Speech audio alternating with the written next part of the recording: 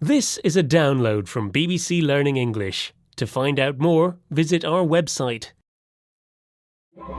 6 Minute English From bbclearningenglish.com. Hello, this is 6 Minute English from BBC Learning English. I'm Neil. And I'm Rob. Do you know where the food on your plate comes from?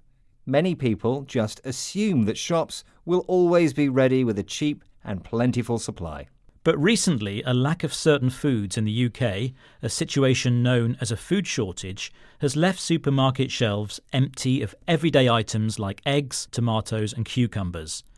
Some see these food supply problems, which were caused by unusually cold weather combined with rising energy prices, as a warning not to take a reliable supply of food for granted. Like many countries, the UK imports much of its food from abroad, and for years has enjoyed a stable and affordable supply. But with changes in the world economy, inflation and the effects of climate change, how much longer will this continue?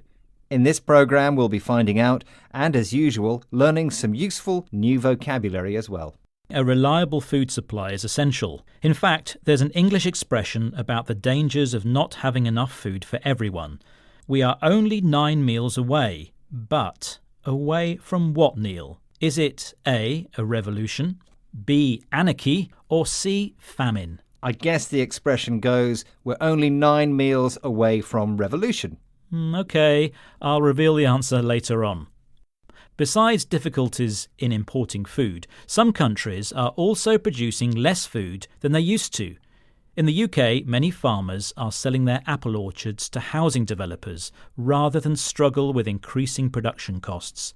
Here's Adam Leyland, editor of The Grocer magazine, speaking with BBC Radio 4's The Food Programme. The forecast is for the lowest levels of production since records began. And when you think about how much investment there has been in glass houses and polytunnels since 1985, in a way that's transformed UK supply, quite frankly, the fact that this is what's being forecast is extraordinary. Adam says that British food production is at its lowest since records began, a phrase used to mark the point in the past when people started writing down an account of something rather than just remembering it, so that the information could be used in the future.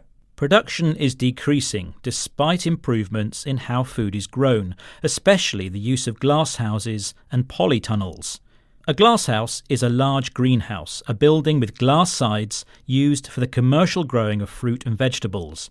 A polytunnel is a similar structure, but made using plastic instead of glass. However, it's not only Brits who are worrying about the production and supply of their food. Changes are happening all around the world. When global demand for food outgrows supply, countries start competing with each other.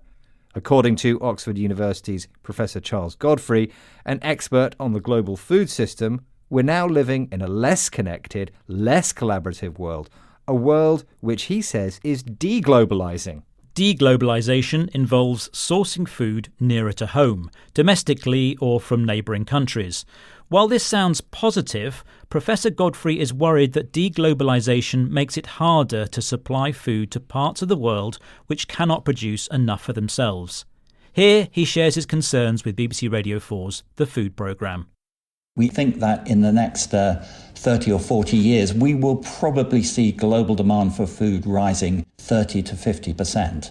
And I think a question is, should the UK be stepping up to help meet that demand, given that we have a very sophisticated home agriculture? Or you could argue completely the opposite, that we live in a country where we're very depauperate for biodiversity.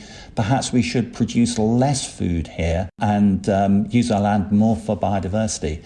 My view is that if we plan our land use in a canny way, one can produce more food and one can increase the biodiversity in the country.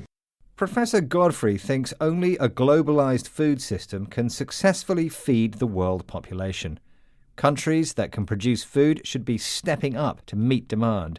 If you step up to a situation, you start taking responsibility for doing something to improve things. We need a balance between growing food and maintaining the Earth's biodiversity, the number and variety of plants and animals living on Earth.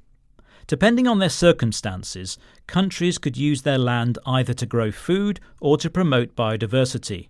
But Professor Godfrey thinks both are possible if we are canny, an adjective meaning clever and quick thinking.